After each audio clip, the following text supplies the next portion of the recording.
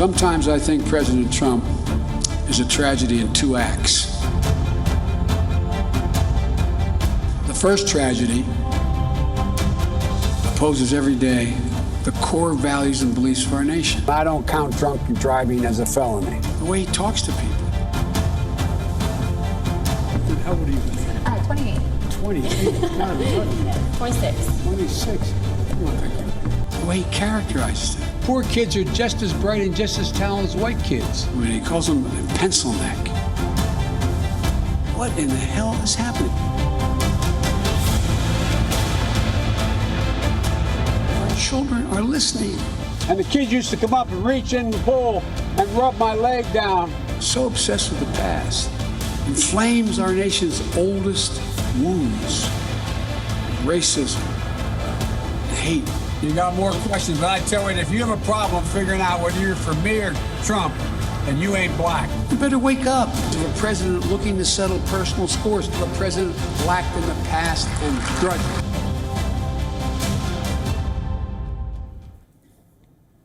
He served in public life for around half a century. He's trying to cast himself as a seasoned man in these uncertain times. He says he can build on the Obama legacy and unite America. And he's the favorite to become the president based on current trends. But does Joe Biden really have what it takes to beat Donald Trump? And what does he bring for India? Does India stand to lose or gain if he wins the White House? In the next few minutes, we'll try to understand. I'll start with the opinion polls. Joe Biden has reason to smile. He has a double-digit advantage in numerous national surveys, solid leads in a number of battleground states, competitive figures in states that are considered Trump strongholds. But you cannot really put much faith in opinion polls. They said the exact same thing 4 years back about Hillary Clinton. The result was the exact opposite, which brings us to a very pertinent question. What does Joe Biden bring to the table besides the fact that he is not Donald Trump? Not very much.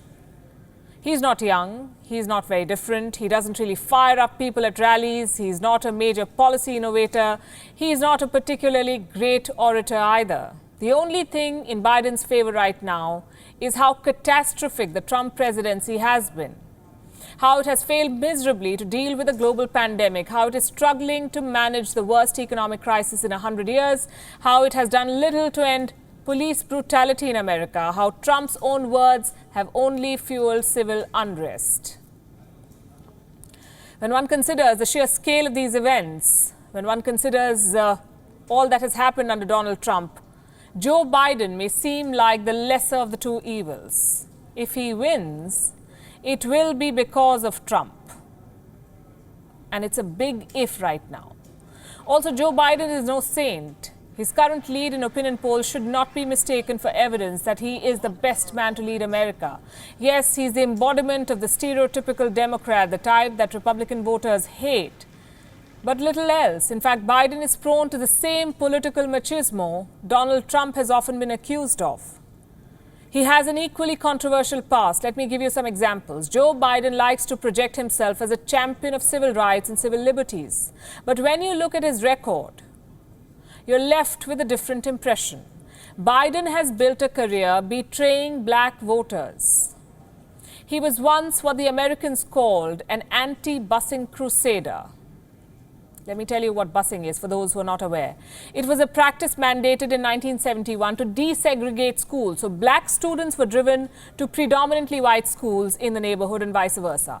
Joe Biden did not like this. He openly fought against this practice. He was involved in an anti-busing legislation in the 70s. He fought for the cause of segregationists, something that has come back to haunt him in the most divisive election in recent history. And that's not the only charge against Joe Biden.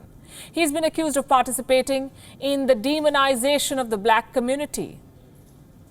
In a 1993 speech, Joe Biden warned of predators on the streets who were quote-unquote beyond the pale and had to be taken out of society. A statement that many say perpetuated harmful myths about the black community. A statement that Biden to this day justifies by saying that he hasn't always gotten things right. Well, I have a long list of other things that he hasn't got right. Joe Biden once supported the Hyde Amendment, a 1976 bill that prohibits federal funds from being used for abortion services.